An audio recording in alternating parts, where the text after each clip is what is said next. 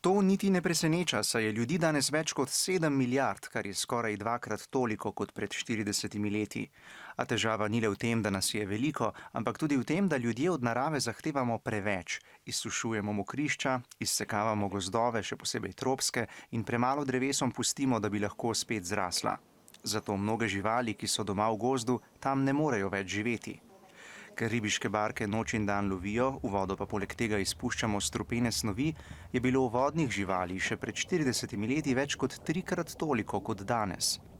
V Sloveniji je ogroženih najmanj 2000 različnih vrst, najbolj tiste, ki živijo v sladkih vodah, na primer žabe, pupki in druge dvoživke, pa tudi živali, ki jih najdemo na travnikih.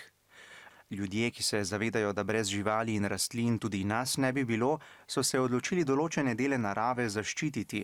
Tam lahko divje živali, na primer tigri, mirno živijo in njihovo število se ne zmanjšuje. A strokovnjaki opozarjajo, da zaščitena območja niso dovolj in da bi jih morali še razširiti.